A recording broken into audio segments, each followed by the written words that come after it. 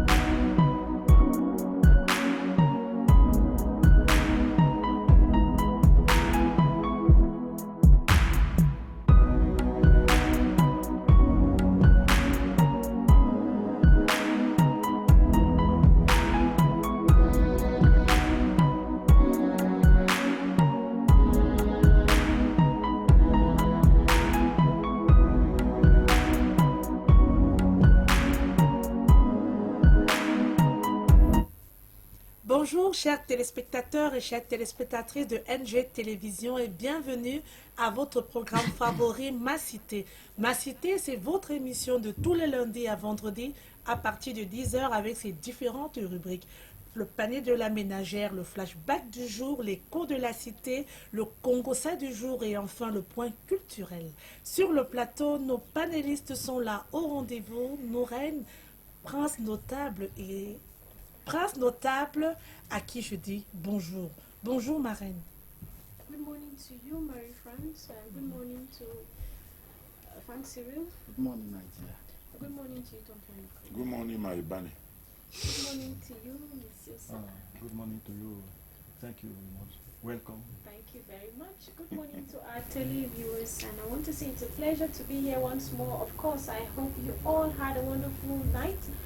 And as we are beginning the month, I believe that we have all made plans, and of course we have some expectations that we are expecting, of course, to fulfill this month. On that note, I want to say congratulations to all the students who made it for their BAPC examination. The results are out. This is a time that you reap what you have definitely sown. If you were serious in your studies, then of course you have made it. If you were not serious, then just get prepared for next year. Let's be that probably you prepared well and you made some mistakes. It's just time to identify those mistakes and then you go back to your books and correct them so that next year you can make it really well. So good morning to you all. Take heart for those who have not made it, and of course congratulations for all who have made it for their BAPC examination. I want to say a special good morning to all nursing mothers. I always say nursing mothers because it's never really easy. You do all your best, you do your best to ensure that your children or your babies have the best in life. And I want to give yet another special good morning to those women who take out time to breastfeed their children up till probably after 6 months. You know, the trending issue right now that is ongoing in the society is that women don't want their breasts to look floppy, like fall off anymore. So exactly, people talk. You know, you have a baby whom they start giving artificial milk from day one instead of the mother breastfeeding the baby. Whereas when you go for antenatal classes, the doctors or the nurses will always tell you that breastfeeding is very important for the baby's health. But since we want to maintain our shape, we want to maintain that look, that beautiful look and all of that, we do not want to lose our shape and we decide to give the babies artificial milk. Anyways, in some cases actually it is advised medically if the mother cannot breastfeed the baby due to medical reasons. But if you decide to do that because you want to maintain very standing breasts and all of that, I want to give you a thumbs down this morning. And you know, it's not good It's not good. And yet I want to give a thumbs down to the men who actually accept this, because some of these women do these things so that their husbands will not go out. You know, the husband is going to be like, you are already old, your breasts are already fallen, what is it that I can have from you anymore? The next thing is that she's Non, elles ont peur que leur mari aille exactly, dehors. that is what pushes some of them to do these things. So if you are ready to be a man and a father, be ready to have a woman who has stretch marks because she's pregnant. Be ready to have a woman who has fallen, sagging breasts because she has to be a mother. That is what it takes to be a mother or to be a father yourself. Otherwise, maybe you are going to ask God to start making a way for men to carry children now, so that they will be those to have the stretch marks and all of that. So if you are that man, I'm warning you, if you are that man who is pushing the wife not to breastfeed the baby, putting the baby's health at risk, I turn down to you and be sure to change. So good morning to you all. Enfin, tu sais, les femmes, je m'excuse, hein. Aujourd'hui, si vous vous mettez en route là, dans les 10 secondes que si vous allez voir les femmes qui exposent les seins, c'est devenu comme une marchandise. Pourtant, les seins constituent pour moi une chose sacrée. Elles ont peur que si elles allaitent, ça va tomber. On ne devrait pas montrer ça n'importe où. C'est dans les 4 chambres en principe. Mais si vous mettez en route là, même les seins qui sont tombés, comme vous dites là, je ne sais pas comment ils font pour réussir à aller soulever et montrer ça aux yeux des gens. Donc, les seins étaient constitués une chose sacrée, mais aujourd'hui, c'est devenu vulgaire. Bon. Je m'excuse, je suis entré par les façons. Bonjour, Nico, continue, vas-y. Bonjour. Bonjour, Mané. Good morning. Cyril, bonjour. Bonjour. Et bonjour, Flaubert. Bonjour, grand Nico. Et nous sommes entrés par les femmes. Je voudrais dire bonjour également à tous les fidèles chrétiens qui nous regardent ce matin. Surtout celles qui constituent les groupes de chorale, par lesquels constitue une force terrible pour le pasteur ou pour le prêtre. Ils se mettent toujours très bien pour séduire ces derniers, à tel point que par moment, il y a même une guéguerre entre elles. Elles se disputent le prêtre ou le pasteur. Vraiment, c'est effectivement qui va aller là-bas le dimanche ou qui va lui préparer, à tel point que elles arrivent à aller au cours de point. J'ai eu à suivre une information, je ne vais pas citer la paroisse en question, mais c'est au cœur de Bafoussam, si bien que le prêtre en question était obligé de les réunir pour mettre un peu de la paix. Chacune disait que c'est moi, machin, truc.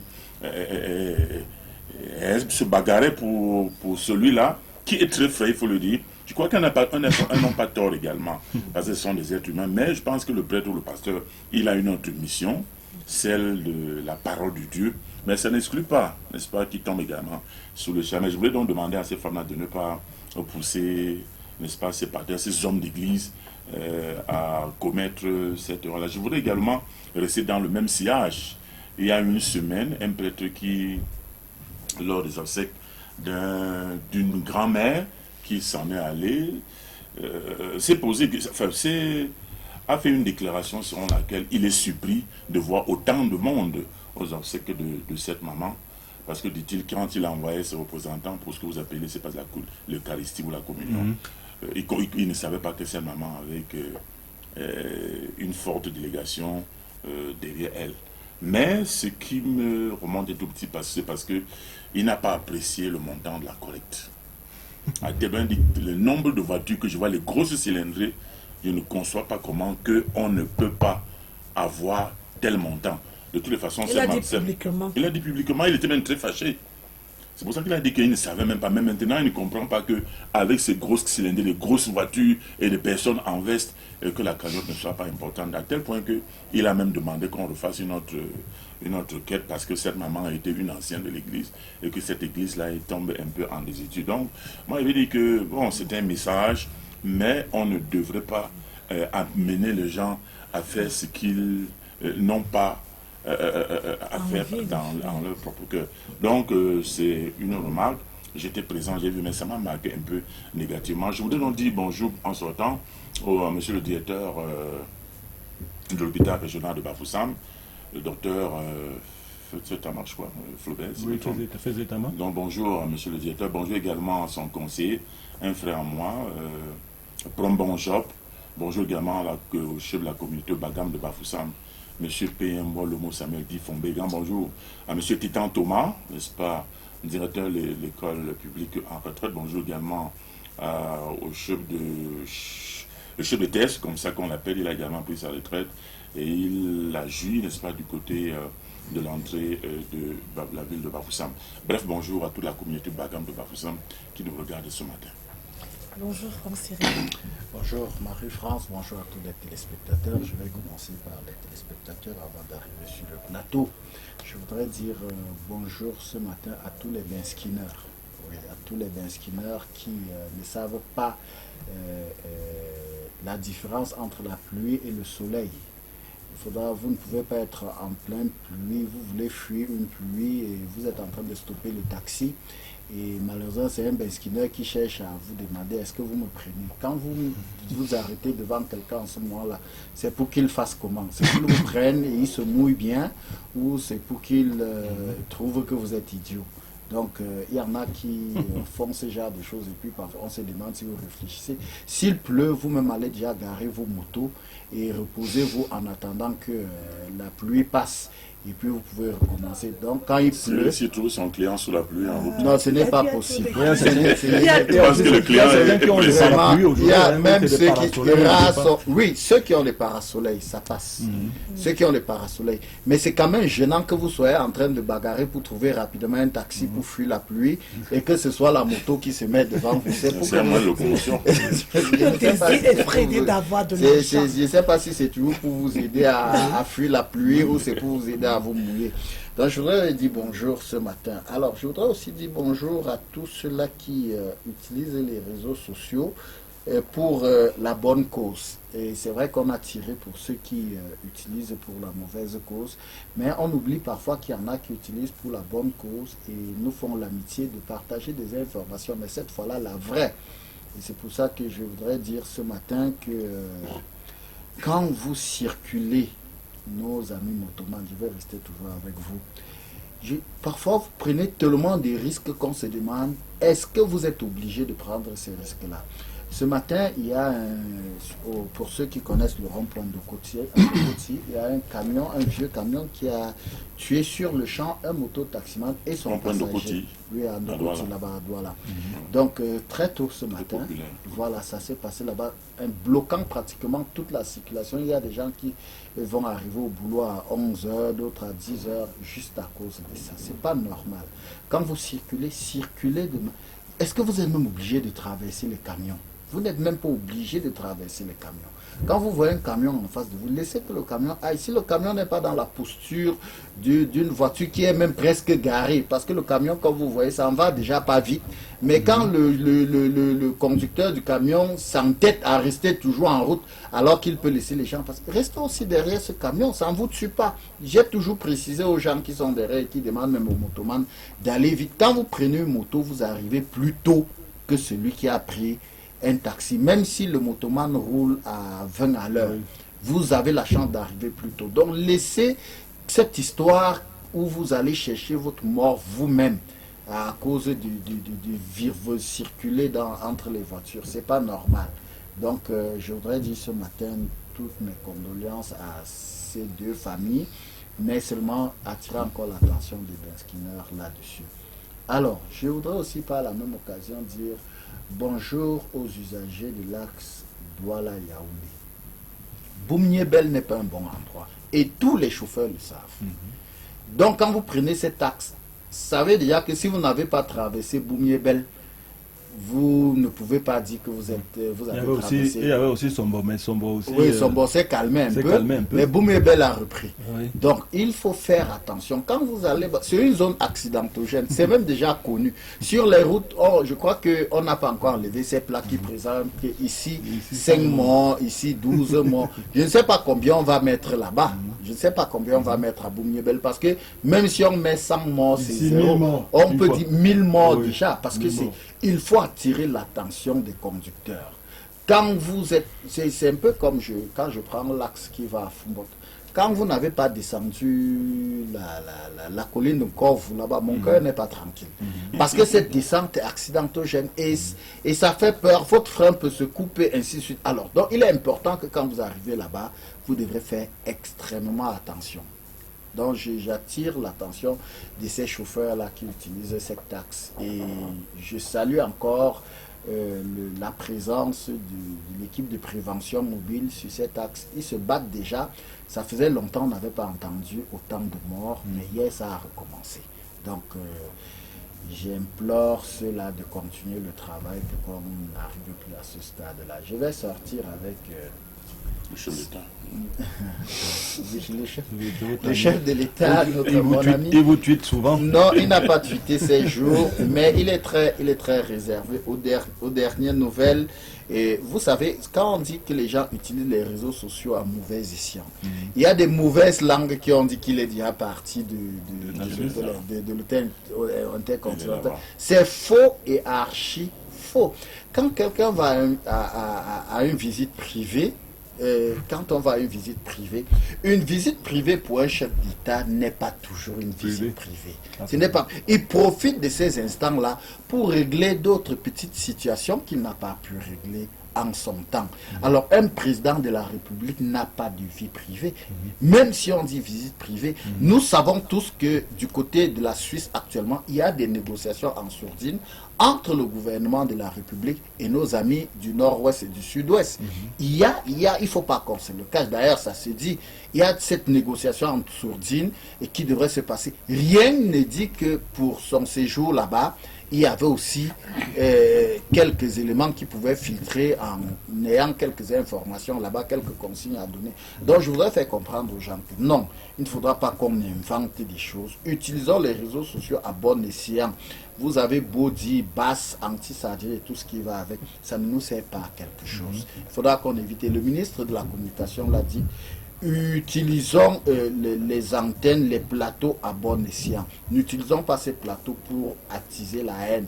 En appelant même ces noms-là, parfois, ça nous fait même plus de problèmes. Ça leur fait même plus de publicité, alors qu'en restant tranquille, ça ne donne rien. Vous avez poussé que je sorte avec l'info sur le président de la République. Je vais sortir avec ce que je voulais sortir exactement, avec Ebané.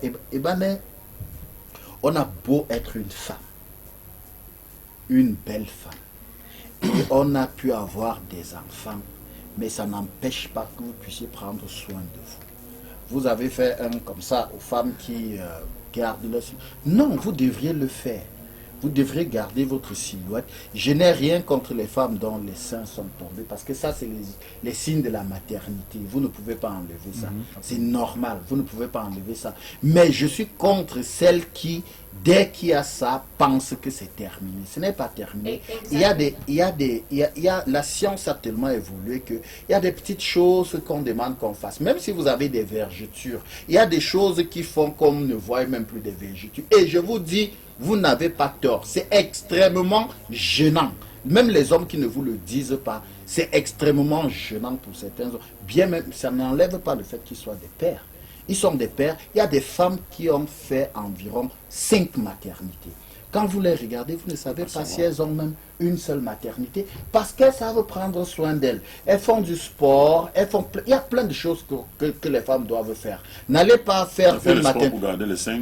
Non, mais oui, ça raffermit. Il y a des sports, il y a cette partie. Disons, oublions même les pommades, Nico. Et oublions même les seins, c'est un muscle. Alors les gars, les sportifs vont vous dire, en tout cas les coachs de sport vont vous dire, il y a des exercices qui raffermissent vos seins et qui ne font pas ça tomber comme les gens. Et puis tout évolue avec la société. La société aujourd'hui, les jeunes ne veulent plus les femmes dont les seins sont tombés, même si elles ont accouché. Quand vous avez donné naissance à un enfant, c'est la société qui veut que ce soit comme ça. Si vous avez donné naissance à un beau petit bébé, c'est normal.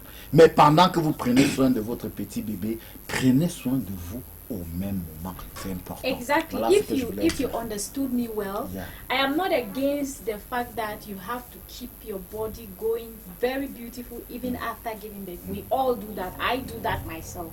But the thing is that some women decide not to breastfeed their babies Yes. because they don't want to have sagging. That is my problem. They refuse to breastfeed these children. Ils A donnent pas woman leur is sein aux going to enfants. tell you They refuse that them I won't d'allaiter. breastfeed my baby more than 2 months. Some women will say more than than 2 months because they consider that when the baby's mouth is kind of strong, it's going to pull the breast down and all of that. They'll say more than 2 months, no, I'm not going to breastfeed my baby again. Some people will breastfeed up to 6 months, which is even good to them. Yes, that one is good. Up to 6 months is very good. But some people do not even do it at all. As you give your birth to your baby, sometimes they start giving the baby artificial milk. Okay. That is what I am against. No, I understand.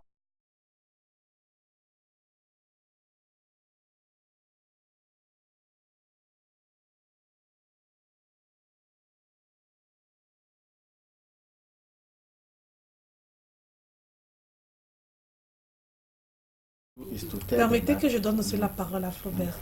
Bonjour Flaubert. Bonjour Marie-France, bonjour à tout le plateau, bonjour à Garnico, bonjour à France Cyril, bonjour à Sontia. Merci, bonjour. Ah non, pas Sontia. C'est vrai que, merci, bonjour. C'est vrai que je suis habitué à être en face de Sontia, si bien que quand je suis en face des bannets, j'ai toujours l'impression que je suis avec Sontia. Des soucis bon, mais c'est pas grave. Entre Sontia et Banet, bon, il n'y a pas de différence puisque c'est elle qui va nous cuisiner tout à l'heure quelque chose, j'espère bien. Oui. Je voudrais saluer tous nos téléspectateurs et toutes nos téléspectatrices qui nous regardent, qui sont de plus en plus nombreux à nous regarder. Et Marie-France, j'ai un coup de cœur ce matin. Mon coup de cœur, n'est-ce pas, c'est à l'attention des populations du Cameroun en général. Si vous le regardez très bien, la ville de Bafoussam est en chantier. De même également, d'autres villes du Cameroun sont aussi en chantier. Et je voudrais dire que c'est bien beau que nous ayons des belles routes, bien bitumées, que nous ayons, n'est-ce pas, que l'État, n'est-ce pas, se déploie pour améliorer, assainir, n'est-ce pas, l'habitat, n'est-ce pas, des populations. Mais je dis, le plus grand, n'est-ce pas, sera, n'est-ce pas, c'est la maintenance. Il faut maintenant que ces routes-là soient maintenues en bon état. Je voudrais dire que il faudrait qu'à chaque fois que le moindre trou, n'est-ce pas, n'apparaisse, n'est-ce pas, sur nos goudrons, sur nos chaussées, qu'on se précipite, n'est-ce pas, pour faire des raccordages. Hein, pour qu'on fasse des raccords.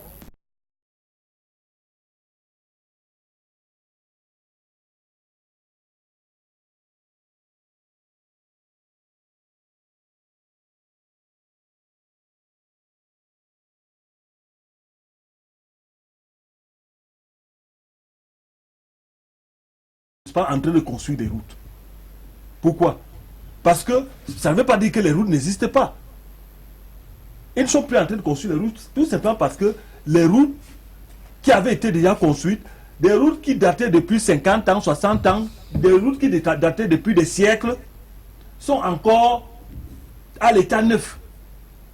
Quand on les regarde, c'est comme si c'était hier qu'on les avait bitumées. Tout simplement parce que on y assure la maintenance. À chaque fois que il y a une moindre fissure sur la route, on vient et on fait le raccordage pour qu'on ne ressente pas. Donc que les autorités ne s'arrêtent pas juste à arranger les routes, mais de maintenir ces routes. Non, ça c'est un cri de cœur aux populations, pas seulement aux autorités. Les autorités sont en train de faire leur travail, oui. Ils sont en train d'améliorer déjà le quotidien des populations, oui, mais ces autorités ne devraient pas rester seulement au niveau, ces autorités, y compris les populations, parce que je ne comprends pas comment on peut bitumer une route et demain, peut-être qu'une voiture est passée avec la boue et a laissé entièrement cette boue sur la chaussée et que les populations riveraines continuent à laisser cette boue, n'est-ce pas, planer sur la chaussée. Ils disent que c'est la chose de Ngom là. Voilà, on va dire que c'est la chose de l'État et on va laisser ça traîner et finalement, ça va créer une autre chose, c'est-à-dire que il peut y avoir un tas d'immondices après, ou bien un tas, ça peut retenir de l'eau sur le goudron pendant des semaines, et ce qui va constituer également une sorte ça va également détruire le goudron. Alors que, et parfois même c'est un amas de sable, le torrent en passant, hein, peut-être qu'il y a eu débordement de torrent dans la chaussée, dans la fossée, et finalement ça va laisser du sable sur la chaussée. Qu'est-ce qu'il faut faire? Les populations riveraines peuvent, à travers même une pelle ou à travers, je ne sais pas, du balai, balayer pour que cela ne puisse pas s'entasser sur la chaussée et détruire plus tard la chaussée. Donc moi je voudrais dire, appeler à tout le monde que vraiment l'État est en train de faire quelque chose. Il faudrait également que nous apportions, n'est-ce pas, notre coup de main. Okay. Et je vais rebondir également en disant que par rapport à ce qu'Ebané a dit et que France, Cyril et Nico ont également renchéri, je voudrais dire que ce problème, n'est-ce pas, de lait maternel, d'allaitement au sein maternel, est devenu, je ne sais pas comment dire, un problème pour les femmes en Afrique et au Cameroun en particulier. Et on ne sait pas pourquoi. Mais on a fait les seins pour qui? Voilà la question que je me pose. Les seins de la femme, c'est pour allaiter son bébé. Et son mari. Mais aujourd'hui, on a l'impression que c'est quand on est déjà à un certain âge qu'on doit encore rentrer au lait maternel. Le lait maternel n'est pas pour papa. Le lait maternel, c'est pour le bébé. D'abord. Non, c'est pour le bébé. C'est pas d'abord.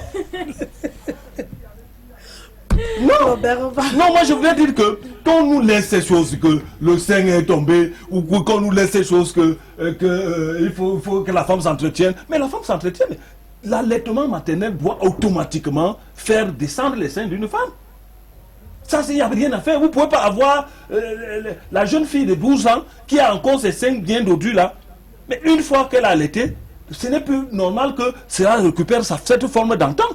C'est normal que ça puisse s'affaiblir. Mais c'est pour le bébé, ce n'est pas pour une autre personne. Alors, Flaubert, donc vraiment qu'on arrête ces choses-là et que vraiment nos femmes allaitent leurs enfants. Je voudrais lancer un cri d'alarme à ces femmes-là. Allaitez les enfants. Allaitez vos enfants. Moi, j'ai tété jusqu'à Flaubert, permets-moi, s'il te plaît. Il faudrait qu'on le fasse. Je voudrais dire bonjour aux populations du Mbam, le Grand Mbam, le Mbam Ekim, le Mbam Inubu. Je dis bonjour, un bonjour spécial également aux populations de Lou, population de Djoum. À présent, nous passons à notre première rubrique qui est celle du panier de la ménagère. C'est dans un instant.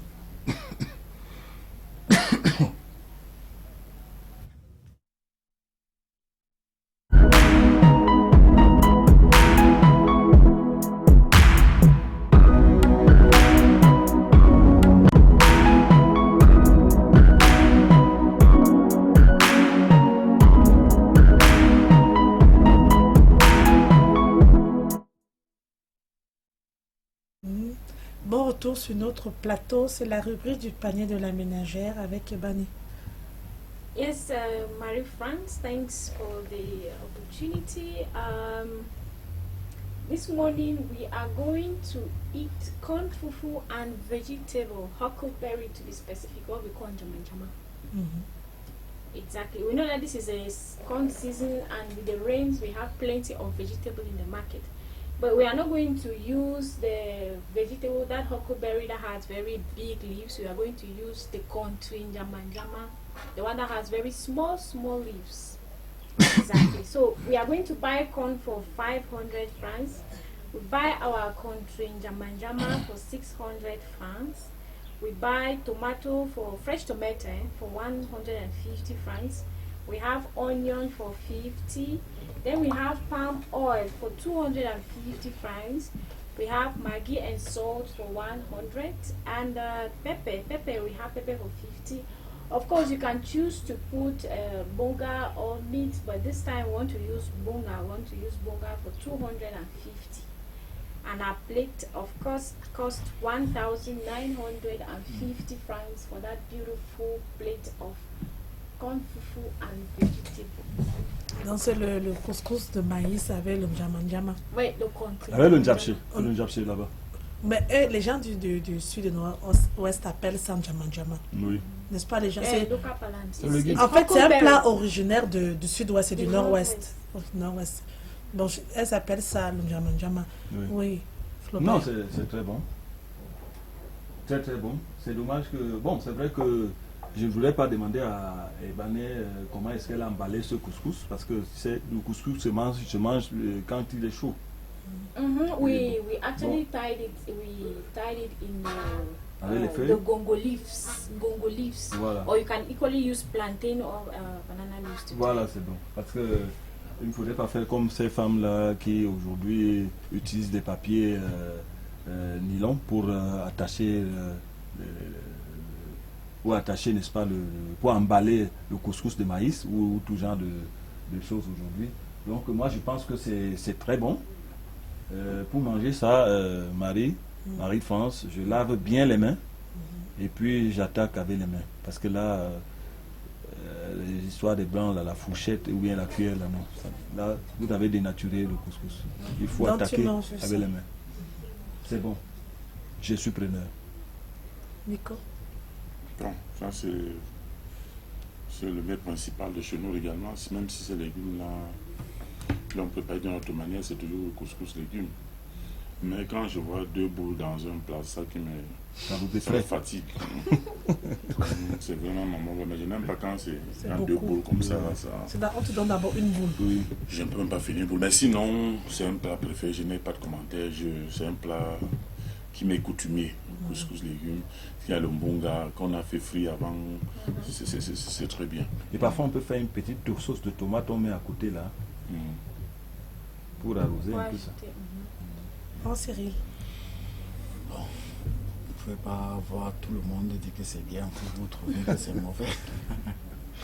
C'est vrai que je ne suis pas très fan de couscous, mais bon, ça, parce que ça pèse beaucoup. Il faut manger ça à une certaine heure, sinon vous risquerez de dormir. Mais les légumes, ça passe dans toutes leurs formes quand même, parce que les légumes c'est toujours bien pour, c'est des fibres, c'est bien pour la santé. Donc quand vous avez l'occasion d'en consommer, on ne peut pas cracher là-dessus. C'est bien, et bon appétit à ceux qui pensent. Et c'est pas difficile à cuire, hein? Et c'est pas difficile, ça prend pas longtemps. C'est le couscous qui est un peu difficile à tourner. C'est tourner. le couscous qui prend un peu plus de temps. Mais pour ceux qui sont habitués au couscous minute maïs, si ça existe encore, il y a encore des couscous. Ouais, mais c'est pas ça que nous aimons parce que ça c'est déjà les choses préfabriquées. Nous ne voulons pas les préfabriquer. On garde encore, et encore ceux qui ont gardé la faveur, qui gardent encore toutes leurs saveurs, ça n'enlève en rien le fait que c'est du soir du couscous. En Voilà. tout cas, moi je suis preneuse. C'est vrai que les légumes sont bons pour la santé. Les légumes donnent le fer, donnent le sang. Et c'est très conseillé, c'est bio. Exactly. C'est And bio. very good for children as well. Ah oui, oui, pour les enfants, pour les grandes personnes, en fait pour tout le monde. Merci beaucoup Ibani pour... en fait, tu remplaces valablement son tien. Ah oui. Bon appétit à tous ceux qui s'apprêtent à consommer ce plat, tous ceux-là qui iront au marché faire de la cuisine. Merci beaucoup Ibani. À présent, nous passons à notre prochaine rubrique qui est celle du flashback du jour. C'est juste après.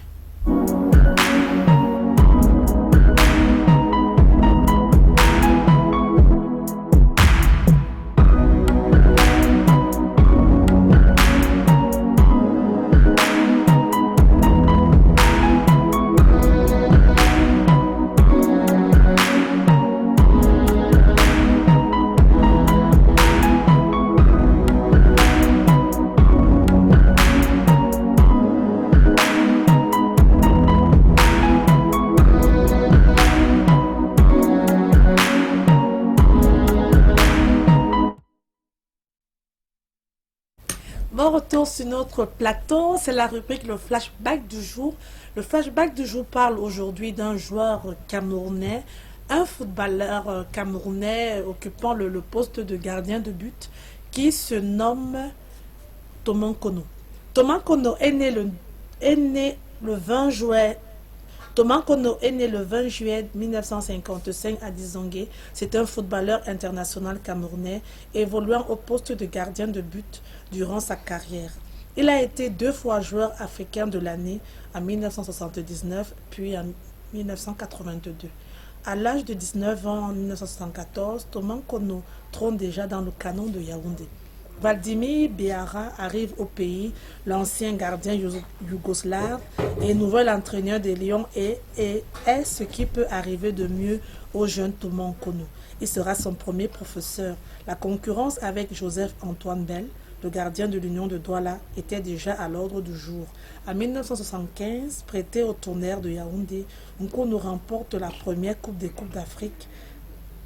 Au plan national, le canon de Nkono, Théophile Abega, Manga, Bidarantes domine le championnat et aligne les titres. En 1979 et 1980, les Verts ou jaunes, notamment les Camerounais, enlèvent 2 autres trophées africains. Leur gardien de but est seul à ce poste à être désigné meilleur joueur du continent. En juin 1982, la Coupe du monde de football se joue en Espagne. Le Cameroun y participe et termine la compétition sans concéder la moindre défaite. Il joue la Coupe du monde en 1990 en Italie. Le Cameroun atteint les quarts de finale face à l'Angleterre. De 2000 à 2003, il est assistant de Pierre Lechantre, puis Winfried Staffer. En 2003, en Espagne, il est entraîneur des gardiens. En 2007-2009, au Cameroun, il est entraîneur assistant. Il met fin à sa carrière de sélectionneur en 1997. En juin 1999, il célèbre son jubilé avant d'intégrer le staff technique de la sélection et s'occupe des jeunes gardiens. En février 2000, il assiste Pierre Lechantre à la CAN 2000, remportée par le Cameroun. Note aussi que Thomas Kono est consultant sportif à RFI. Alors Nico, Thomas Kono, l'un des meilleurs gardiens de l'histoire du football camerounais. Bon, vous venez de le relater, vous venez de le relater brièvement. Brièvement, de Thomas Kono. Je pense qu'il fait partie des pionniers, des gardiens de la sélection nationale du Cameroun, et qui a pris part à plusieurs sorties des Lions indomptables du Cameroun, d'abord dans Canon d'Yahoo, dans Tonnerre, et surtout dans les Lions indomptables du Cameroun. On se rappelle également qu'il avait il décourageait certains attaquants, n'est-ce pas, avec ses prises décisives de ballon, à tel point que certains, à un moment donné, étaient découragés et qu'à la fin du match, certains attaquants venaient féliciter Thomas Kono parce que c'était un gardien de classe exceptionnelle. Et c'est vrai que le Cameroun, c'est pratiquement, comme on le dit, le réservoir de gardiens. Je ne veux pas me mettre à les citer ici puisque nous parlons de Thomas Kono. Mais je sais également qu'il y avait eu une rivalité extrême entre Thomas Kono et Joseph Antoine, notamment à la Coupe du Monde de 1990 en Italie.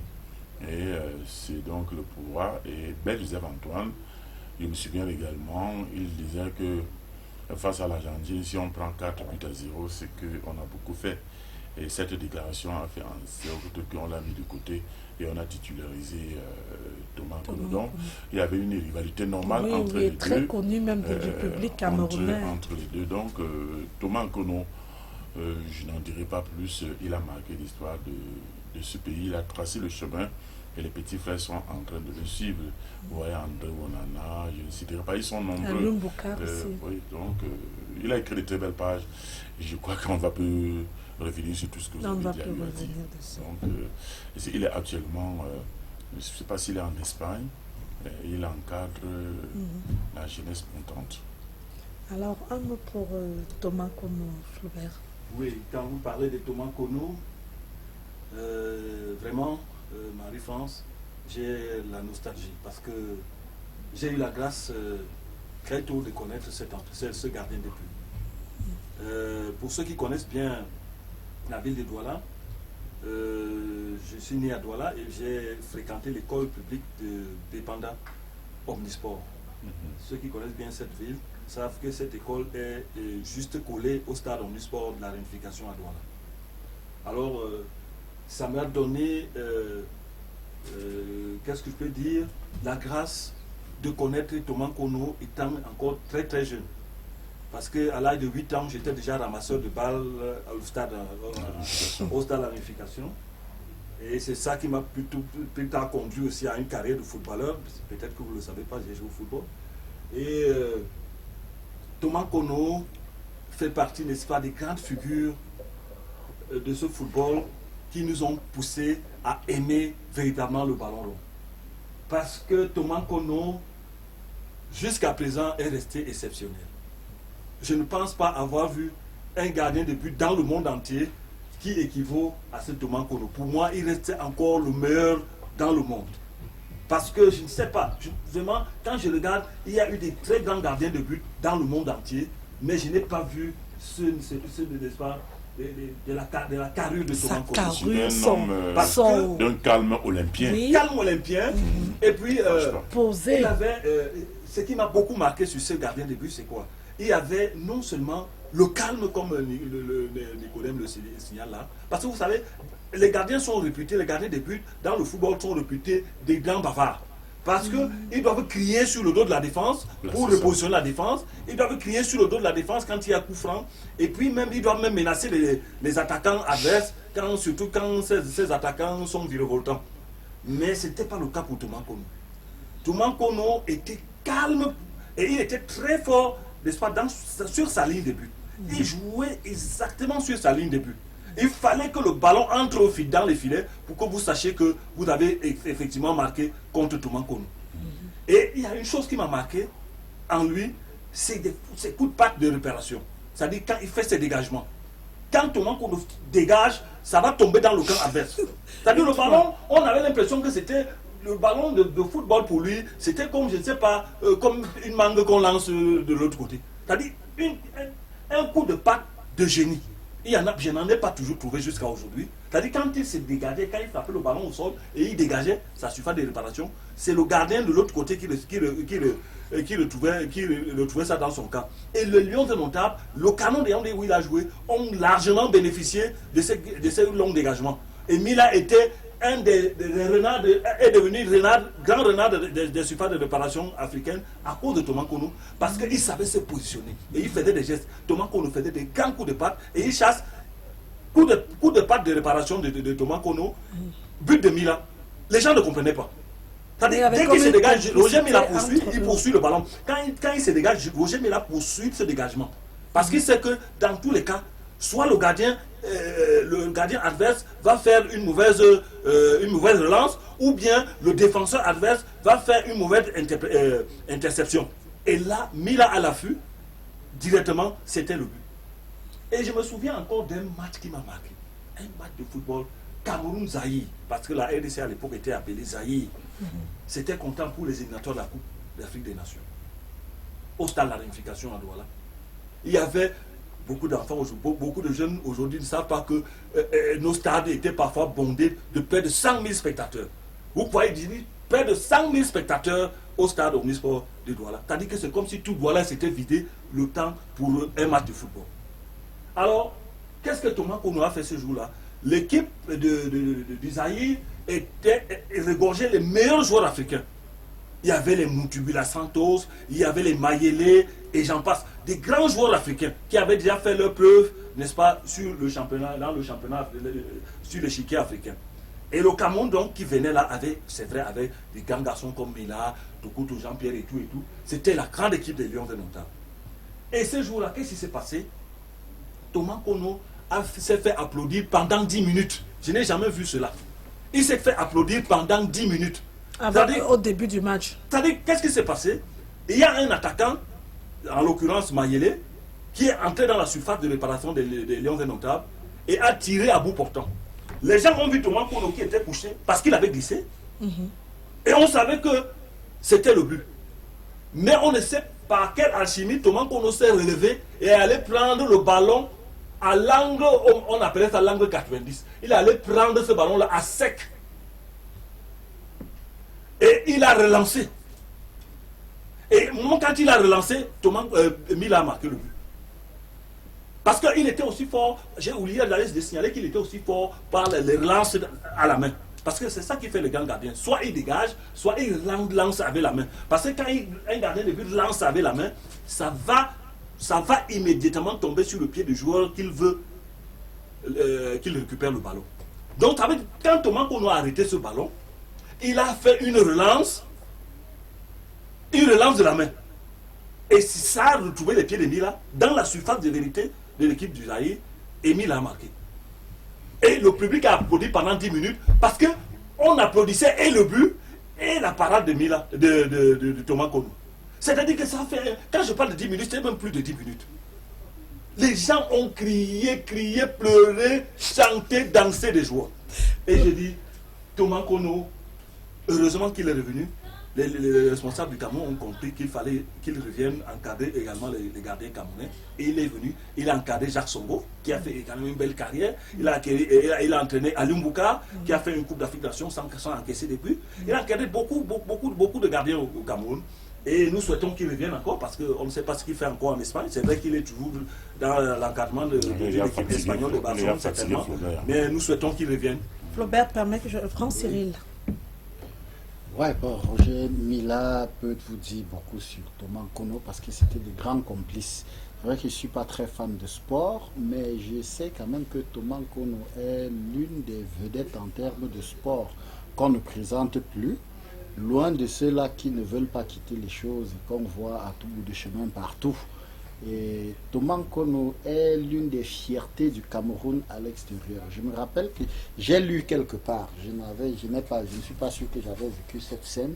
Il était tellement patriotique que lors d'un match, je crois que c'était au Mali, il s'est fait battre dessus par des militaires. Parce qu'avant le match, il est allé sur le terrain, il allait faire la reconnaissance du jeu et on a pensé qu'il allait mettre des gris-gris. Alors, non, on lui avait dit que le président de la République malien était en train de venir et il n'était pas question qu'il entre au stade. Il a dit à votre président la semaine qui a laissé moi, je m'en vais m'entraîner. Oui. Voilà, c'était un peu ça. Bon, ce que j'ai lu, c'est qu'il est allé sur le stade, on pensait que c'était le gris-gris. On l'a demandé de sortir, il a dit qu'il ne sort pas. On l'a copieusement, on l'a violenté et le président de la République de ce pays est allé lui-même dans la loge des Lions Indomptables demander des excuses pour son équipe et pour son pays au Cameroun. Et il n'était pas joueur, il était en train de garder les buts en ce moment. Voilà, donc, et c'est une canne que les Lions ont remportée. D'accord, les Lions ont toujours remporté. Donc c'est pour dire que c'est un homme qui porte en lui les gènes même du bonheur en ce qui concerne le foot. Alors, je me rappelle que sa maison est quelque part du côté de Yaoundé. Quand tu vas à Yaoundé, je me rappelle plus de ce village, je sais qu'il y a une maison, sa maison est située sur l'axe Yaoundé, Bafoussam Yaoundé, un peu plus, je crois, avant Bafia. Voilà, mais ce qui me dérange un peu, c'est que sa maison est excentrée, c'est comme si après lui, il n'y avait plus les gens de son village, peut-être ils ont construit plutôt ailleurs. Mais chaque fois que je passe par là, j'arrive à dire ça c'est la maison de Thomas Kono. Donc Tommy, comme on l'appelait bien, son petit nom Tommy, il a fait vibrer les Camerounais et jusqu'aujourd'hui il reste l'un des meilleurs gardiens au Cameroun. Il n'a pas encore quelqu'un qui l'a bousculé dans ce qu'il était capable de faire. C'est vrai qu'on a celui qui joue maintenant là, c'est qui? Onana, c'est vrai qu'Onana a des prouesses, mais personne jusqu'à présent n'a pu bousculer. S'il était à 90, je ne vois pas quelqu'un qui est même à 80 en ce qui concerne le goléador camerounais qui est la personne de Thomas Kono. Ngolé. Tu le connais quand même. What has been said is true that I must confess that I didn't know him. Tu le connais pas? Tu l'avais jamais vu? No, I have never seen him. I've seen him in pictures, of course. I'm seeing him right now on the screen. And I want to say that from all I have heard about him, he's definitely someone who has marked something very positive in the life of Cameroon when it comes to football. And of course, he's the kind of man who is worth emulating. I think that the young goalkeepers who are there now must emulate his example. He was not just, he doesn't just, that's to say, he was not just playing for the playing sake or for the money. He played for the love of his country, and that is what I think that each and every player should have nowadays in order to ensure that the Lions go far as possible. Je vais ajouter une petite chose sur Thomas Kono parce que j'ai tellement de choses à dire sur Thomas Kono, mais je vais ajouter juste une petite chose, c'est que il faut louer également savoir que c'était un joueur très fidèle. Il a été fidèle au Canon des Yaoundé pendant de longues années. et sollicité par tous les grands clubs africains et camerounais et tout, mais il a préféré jouer dans le Canon de Yaoundé jusqu'à pratiquement la fin, parce que c'est vrai qu'il a fait une incursion dans le Tonnerre de Yaoundé, mais après il est rentré dans le Canon de Yaoundé où il a pratiquement évolué pendant toute sa carrière au Cameroun. Et maintenant, il faut rappeler également qu'il est le premier gardien des Lions Indomptables à évoluer lors d'un mondial. Parce que c'est eux qui avaient qualifié les Lions Indomptables au mondial, au tout premier mondial du Cameroun en 1982. Et il avait évolué au sein des Lions Indomptables du Cameroun, où les Lions ont eu 3 matchs, 3 nuls. Les Lions n'ont pas été défaits pendant cette expédition. Et Thomas Kono, en Afrique, tout le monde chantait son nom comme le chat noir, l'araignée noire. Et puis, pour terminer, c'est dommage que pour partir du Cameroun, il a dû passer par la Guinée équatoriale. Parce qu'il avait été sollicité, après le mondial espagnol, il avait été sollicité par un club espagnol de Barcelone, qui avait voulu absolument avoir ce joueur. Il est l'un des tout premiers noirs à évoluer dans le championnat espagnol, qui était très raciste à l'époque. Alors donc, pour partir du Canon de Yaoundé et pour partir du Cameroun, puisqu'on l'aimait tellement, on n'avait pas voulu à un seul instant qu'il quitte le Cameroun. Il a été obligé de trafiquer par la Guinée équatoriale pour rallier facilement l'Espagne. Ok, merci beaucoup. En fait, on a tout dit sur Thomas Kono. Il fait partie des joueurs qui, d'une certaine époque, qui jouaient non pour l'argent, juste pour l'honneur du pays. À présent, nous passons à la prochaine rubrique qui est celle de l'écho de la cité. C'est après le jingle.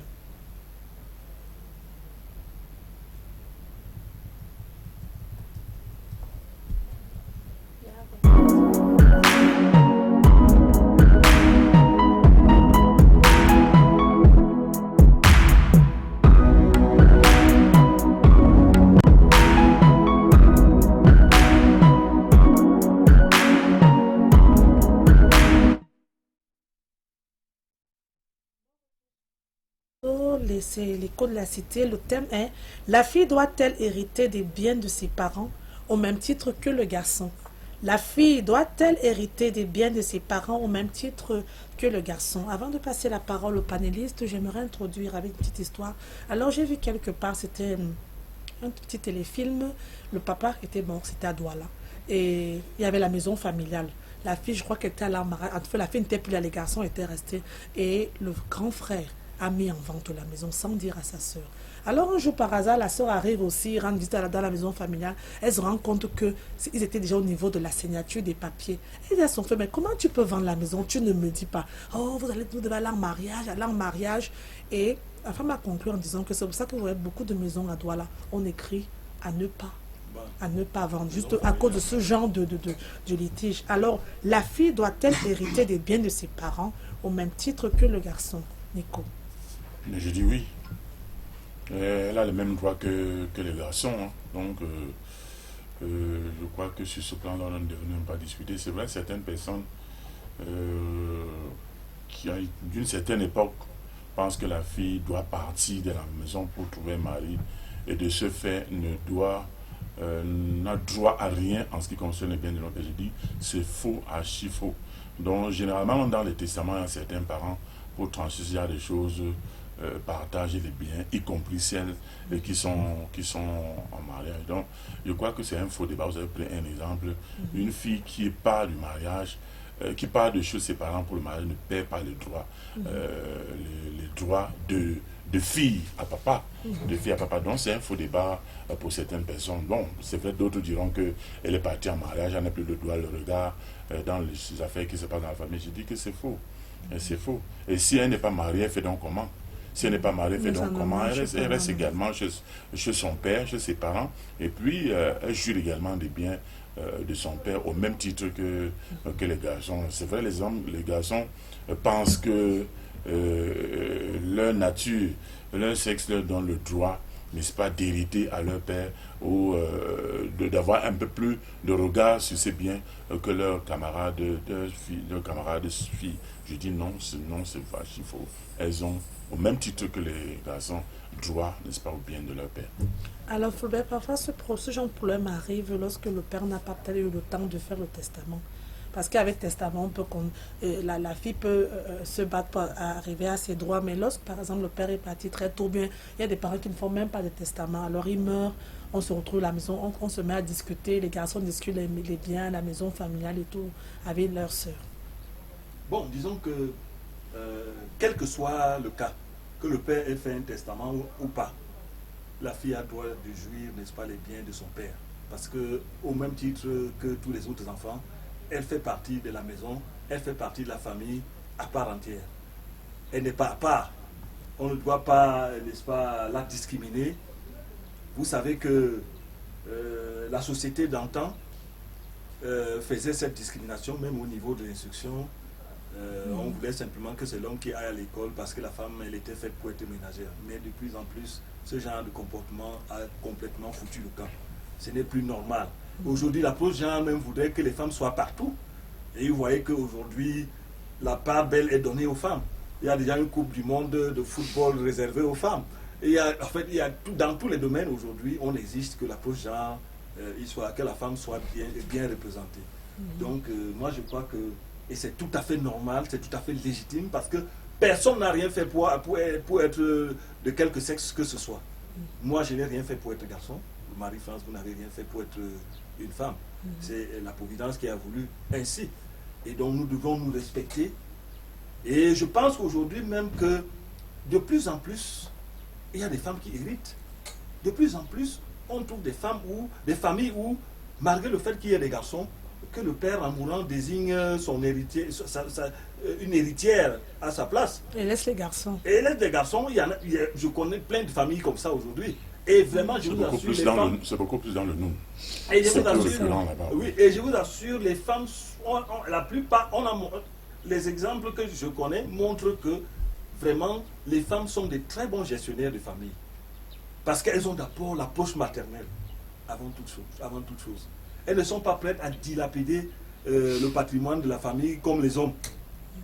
Vous savez, les hommes ont souvent beaucoup d'ambition. Les ambitions non seulement... de paraître devant leurs semblables, les ambitions également de nourrir leurs propres enfants, voilà, et tout. Mais la femme, souvent, ce n'est pas ça. Elle privilégie le côté maternel. Donc, je voulais dire que la femme a le droit, n'est-ce pas, d'hériter autant que le garçon. Franck Cyril. Bon, comme je dis toujours, la société évolue et puis on devrait parfois changer les choses. Mais n'oublions pas que nos traditions doivent être aussi respectées. C'est très important. C'est vrai qu'il faut changer un peu, mais quand on sait comment nos traditions sont importantes à nos yeux, et d'ailleurs ne se négocient même d'ailleurs pas, il est toujours difficile de voir que... on a laissé une femme contrôler les biens de la famille. Non, c'est rare. Et chez les Bantous, on sait que la femme va partir. Elle est prédisposée à aller ailleurs. Ça n'enlève pas le fait qu'elle puisse avoir une quote-part. C'est important. Mais on sait toujours que le père sait que quand il faut contrôler ce qu'il a laissé, ou quand il faut s'assurer de la pérennité de sa descendante, il faut tenir compte du fait que l'homme est celui-là qui est là, qui reste là. La femme s'en va. Alors, vous voulez donner votre progéniture ou vos biens à une femme, à votre fille. C'est sa part de bien, Cyril. Oui, je dis sa part. Voilà. Je ne suis pas sûr qu'on parle de la même chose.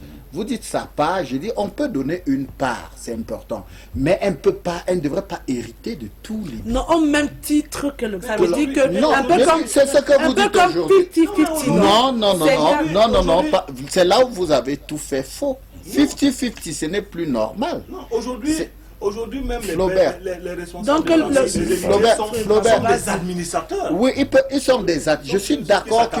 C'est exactement là-bas où on parle administrateur. Oui. Quand vous parlez d'administrateur, c'est pour se rassurer que ce que le père a laissé reste là. Mais quand vous donnez, nous savons tous que quand on donne l'héritage à une fille qui est mariée à un homme, cette fille est soumise à son mari. est-ce que son mari alors peut venir dire des choses sur les biens de son père? Son mari n'est pas, La réponse c'est non. Alors pour éviter que ça n'arrive, puisque nous savons tous que les héritiers un peu sont comme des ayants droit de ce que le père a laissé, vous pouvez donner votre point de vue, mais la décision finale, le père a laissé quelqu'un qui est lui, en ce moment-là, qui peut décider, c'est celle-là. Alors donc, on évite d'arriver à ce stade parce que une fille, elle va partir, elle ne va pas rester. Donc là. pour toi, est-ce Oui. que la fille doit avoir quand même quelque chose? Non. Pour moi, Le garçon doit avoir tout. Hein. le garçon doit avoir... le garçon contrôle, mais il impose. Le garçon est là parce qu'il a le pouvoir de décision sur les choses de son père. La fille peut avoir le droit de prendre... Si je suis de mon vivant, j'ai des enfants. Je dis, ok, j'ai 3 maisons. Je peux décider que l'une de mes maisons peut appartenir à... Parce qu'elle peut prendre les dividendes qui peuvent sortir de cette maison. À ma fille, oui. Mais le contrôle, oui, pas non, attention, ce n'est pas possible. Oui, l'administrateur peut s'occuper du reste pour continuer. Parce qu'en principe, on parle des biens. Pourquoi? On parle des biens parce que si je laisse une entreprise sur place, il faut que l'entreprise reste vivre. Alors, j'ai des choses qui peuvent permettre qu'on puisse vendre ou qu'on puisse contrôler et faire vivre l'entreprise. La personne qui est apte à le faire, c'est mon garçon. Et si ce sont les maisons, alors des différents appartements, le garçon aura plus d'appartements que sa sœur? Ça dépend du défunt. Pourquoi? C'est le défunt qui décide. Ça dépend du défunt. Mais j'ai dit, chez les Bantous, je sais qu'ailleurs, parfois on vend le tout, on divise, on donne pour chacun, on oublie même que celui-là a existé. Oui, que celui-là a même existé. Quand le père n'a pas laissé le testament. Oui, le aussi. testament. Mais chez nous, chez les Bantous, on sait que la femme seulement par alliance doit partir. À un certain âge, elle doit partir. Non, mais chez les Bandous, ça a changé. Hein. Oui, même si ça change, mais ça reste encore dur dans nos traditions, Flaubert. Vous ne pouvez pas décider que vous laissez vos biens, vous laissez tout entre les mains d'une fille qui va partir demain. Nous savons comment les femmes fonctionnent. Elle va aller devant chez son mari va dire ce qu'il a dit, par amour, parce qu'elle est faible. Il y a des petites décisions qui ne tiennent pas la route, qui sont obligées. On ne dit pas qu'elle ne peut pas avoir sa part, mais elle peut contrôler jusqu'à un certain niveau. Je peux décider de vous donner une petite partie, pas une grande partie, une petite partie. Mais parfois, s'il n'y a pas d'homme, alors, je crois que c'est là où le problème réside. Quand il n'y a pas d'homme, je crois qu'il y a même des moments où on arrive à faire un héritier de l'enfant de la fille. Je parle sous le contrôle des notables. Hein. On peut faire l'héritier, un petit-fils qui doit contrôler les biens, qui est héritier, pendant que la mère peut encore contrôler. Donc je pense que c'est comme ça. Mais pour dire il y a des hommes, il y a des garçons, on porte l'héritage, on donne à une femme, c'est rare. On l'a déjà vu. Hein. Eh ben, Oui, je n'ai pas dit qu'on n'a pas vu, mais c'est rare. To me, I think it's very, very possible, and it's even doable. You know, let's take a situation where you have probably the girl and the boy, and you discover that the father who has all these properties discovers that or knows that my son is not responsible enough. Mm-hmm. When you have your children, you know that when I give something to A, he is going to take care of it this way, as well as if I give something to this other person. So it all depends. It is possible that you have that son whom you know is responsible, whom in a situation that comes up tomorrow, he will be there to ensure that the sisters are well cared for, because it doesn't stop a father from taking care of the child even when the daughter is married. You take care of your children, remain your children. You must take care of them till forever, because they are forever your children. The fact that a girl child leaves the house to go get married doesn't stop her from being the child from that home, and doesn't stop the father from ensuring that that child is fine. So if you have a son, I think that it comes in a situation where if you have a son, you know very well that in case something happens tomorrow, he is capable of taking care of a situation in a particular way, or taking care of the sisters, then it's fine. You give the boy to take care of these properties. But if you have a son who is, because like men, so many of them are so egoistic, like they want to have everything, they are selfish, and some of them sometimes the man even has a tendency of taking care of the wife's family more than what he takes care of some men, it happens, they always, like in my place, I always say that the girl child is that child who always remembers the mother, who remembers the father, more than what the boy child does. If you can tell me, you can bear with me that some men sometimes will prefer even their mothers and their fathers and something like that. So if you have a child or if you have a son whom you know that tomorrow, or if he's even married, the wife controls everything that he does, I don't think that man will be comfortable leaving his properties in the hands of that man, because obviously it is going to be wasted away, because he will not be able to stand up as a man to take care of these things. Definitely, if you have a daughter who is firm enough, who knows how to manage situations, believe me, he is going to go with the daughter to ensure that everything goes well.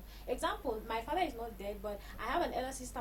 My elder sister that is a firstborn, and the person directly behind her is a boy. But I believe me, this lady sometimes she takes decisions like a man, and if she says that is what is going to happen, nobody's going to change it. She's such that she reacts even better than, she takes decisions better than a man. Sometimes if we sit in a family gathering and when she voices out something, my father is always like, calm down, let her talk, because she is my first, and I know the decisions that she takes are even better than the second, who is a boy, whom some people would think that is the heir to the family. So it all depends. En fait, ça dépend des familles. Depends on the family. Oui. Et puis le parent sait, il connaît tous ses enfants, il sait qui pourra faire. Donc ça peut être un garçon comme ça peut être une fille. Your decision should be guided with how you consider. Ça dépend des familles, comme on le dit. Parce qu'en réalité, l'héritage n'incombe que à celui-là qui peut le pérenniser. Parce que les parents sont sages, ils ne donnent pas la succession à n'importe qui. Alors, donc, moi je pense que... Bien la gestion des biens, n'importe qui. Je pense que Bané a vraiment raison. Nous passons à la prochaine rubrique qui est celle du Congossa du jour. C'est dans un instant.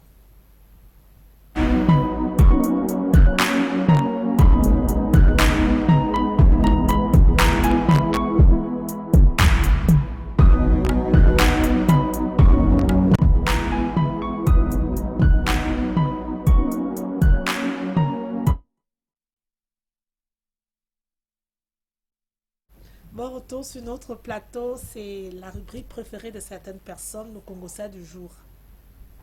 Voilà, c'est une histoire réelle et qui se passe, n'est-ce pas, dans la cité de Bafoussam. Mon ami Arsène qui me fait des yeux doux et pour me dire qu'il attend impatiemment ton Congossa. Le Congossa. Je sais que c'est une rubrique qu'il préfère beaucoup, qu'il aime beaucoup. Je vais dire que c'est l'histoire d'une jeune fille qui est surpris, n'est-ce pas, que un certain garçon est en train de demander sa main.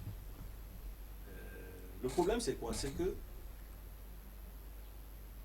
le garçon en question qui vient demander la main de la fille, c'est un garçon qui a été élevé par son père. C'est-à-dire le garçon, c'est un enfant du quartier que le père a adopté, un enfant orphelin du quartier que le père a adopté. Le père de la fille là. Le père de la fille a adopté. Et c'est vrai que la fille n'a pas grandi dans la famille de sa... La fille n'a pas grandi, elle n'a pas grandi dans sa famille. Dans sa propre famille. Le père l'avait envoyé à l'internat où il a pratiquement... elle ne venait que pendant les vacances et elle partait, et beaucoup plus, elle passait du temps chez sa tante. Et aujourd'hui, le garçon est en train de demander la main de cette fille.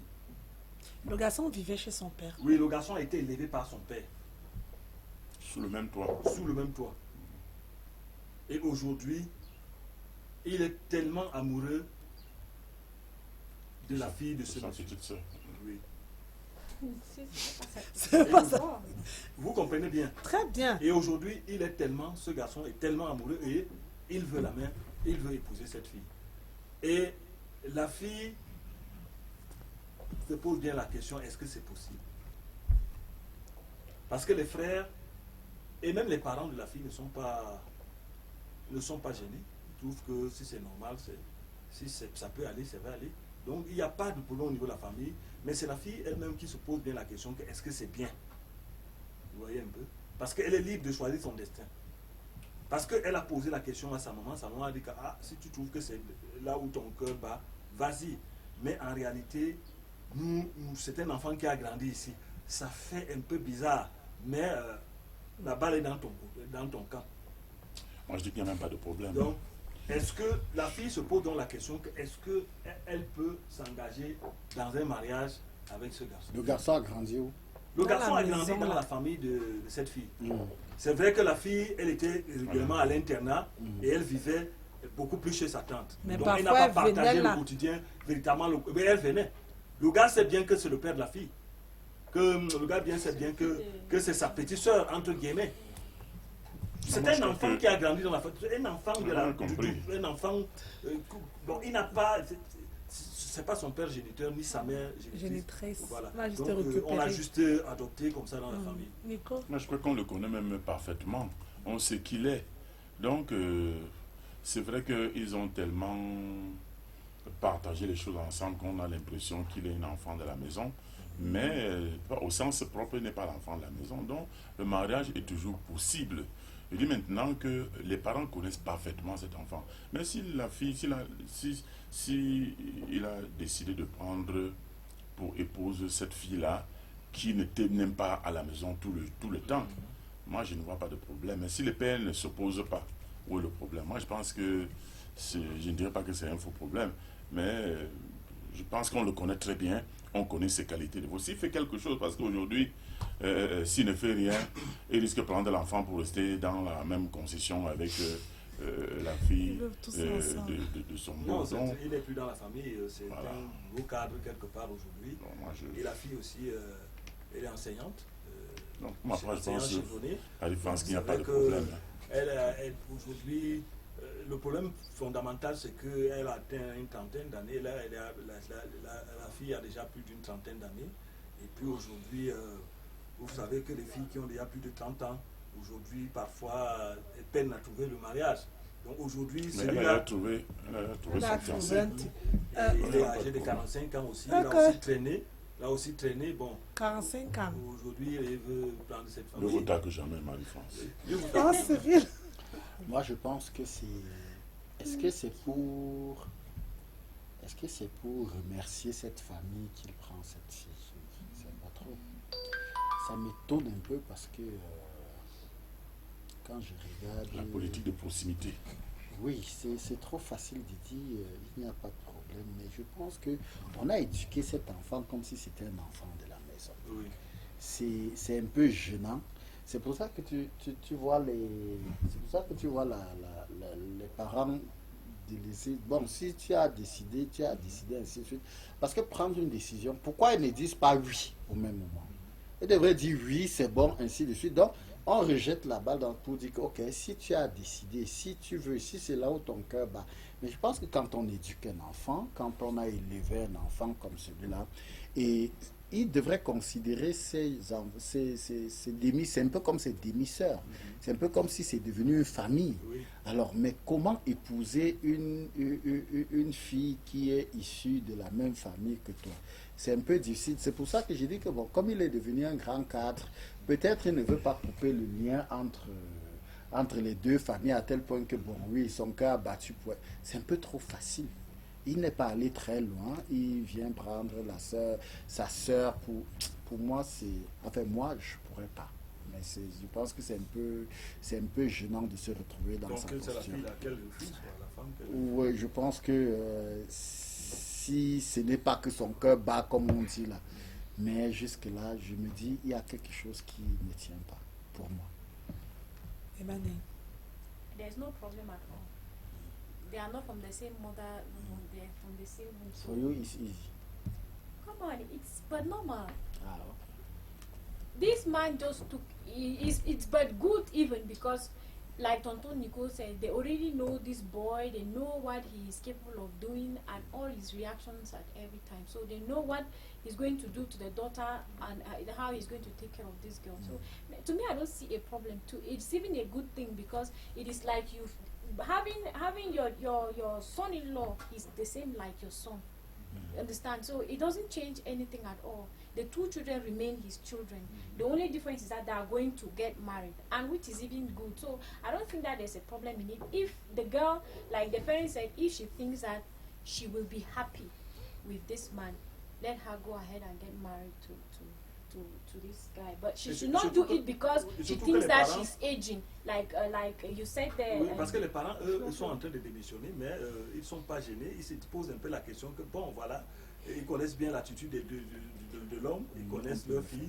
Et vous savez, leur fille aussi a une trentaine d'années. Bon, et ils ont peur, n'est-ce pas, de blesser leur fille. Peut-être que. No, to me, I think that if she is getting married to that guy because she thinks that she is aging, she should not do it. She should do it because she thinks that it is the right man for her to get married to. It is any other suitor. They are not from the same womb. And that guy definitely has a family too, because he has, despite the fact that the parents died, he has uncles and aunties who are. En tout cas, so I don't think pour that there is a sortir problem. de notre Congossa du jour, je dirais qu'il n'y a pas de problème. C'est la fille, son cœur. En fait, le gars est sûrement amoureux de cette fille depuis très très longtemps. Donc, c'est la fille et les sentiments vont là-bas. Oui, c'est le débriquer son mari, tout simplement. À présent, nous passons à notre dernière rubrique qui est le point culturel. C'est après la pause musicale.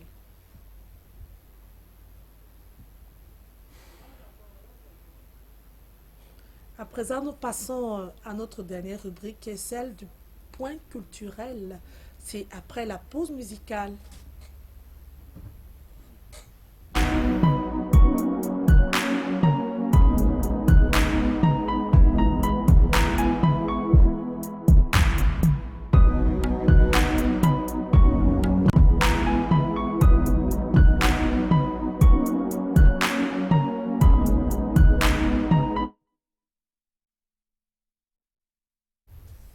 Cyril. Bon, nous allons, pour le point culturel, nous parlerons des rites d'initiation qu'on observe chez nos frères de l'Ouest. Dans la plupart des tribus à l'Ouest Cameroun, on parle des rites d'initiation. Vous allez entendre parler de Nyang Nyang, vous allez entendre parler du Ngwong, vous allez entendre parler du Ngung. Et ces rites d'initiation permettent à ces peuples-là d'être des hommes. Donc aux jeunes qui sont là, aux hommes d'être... Généralement, pourquoi chaque tribu a une identité. Et comme nous sommes jaloux, extrêmement jaloux de notre identité, les tribus ont bien voulu pérenniser leur identité culturelle. Et c'est pour ça que vous allez vous rendre compte que chez les Bafoussam, il y a un festival qu'on appelle le Nyang Nyang et qu'ils appellent généralement le plus long festival du monde après celui de Rio de Janeiro. Alors ça, c'est des rites d'initiation. Alors on amène le jeune à comprendre d'où il vient et où il va en termes culturels. À tel point qu'il y a des cérémonies où si vous n'êtes pas initié, vous ne passez pas là-bas. Très important. Et même quand vous mourrez, en tant que jeune de ce village-là, quand vous mourrez, si vous n'êtes pas initié, il y a des choses qu'on ne serait pas capable de faire chez vous. Donc, ça, ce sont des cérémonies qui, en pays bamileke, démontrent une fois de plus l'identité des peuples. Alors, un peu comme les téléspectateurs sont en train de découvrir à l'écran au même moment, c'est des moments où il y a quelqu'un qui transmet un pan de la tradition aux jeunes pour qu'ils n'oublient pas leur identité culturelle. Donc c'est ça qui fait aussi la particularité des peuples du Grassfield, donc les rites d'initiation. Donc voilà un peu comment ça se passe et c'est aussi ça notre protection culturelle. Et vous allez voir qu'il y a de très jeunes petits-enfants qui passent par là et pour permettre que demain, ils ne soient pas obligés d'être un peu comme des parias. Parce que dans la société, si vous ne passez pas par là, vous risquerez d'être considéré comme quelqu'un qui n'a pas sa valeur d'homme dans la culture des chevaux. Voilà. Merci beaucoup, Franck Cyril. Nous sommes arrivés au terme de notre émission. C'était Ma Cité, la deuxième édition de la semaine. À demain, s'il plaît à Dieu. Très très bonne journée, Nico. Merci Marie-France, meilleur à toi et à demain. À demain. Franck Cyril, bonne journée. Bonne journée à tous et à toutes et à demain s'il plaît à Dieu. Bonne journée, Flaubert Sala. Bonne journée Marie-France, bonne journée à nos amis téléspectateurs et téléspectatrices. Je vais leur demander tout simplement de continuer à travailler d'arrache-pied et surtout avec abnégation pour le développement de ce pays. Bonne journée. À la prochaine, Eban Ngolé. Definitely next time, Marie-France, and thanks to our televiewers for being there. Merci beaucoup et restez connectés à la suite de nos programmes. À demain, s'il plaît à Dieu.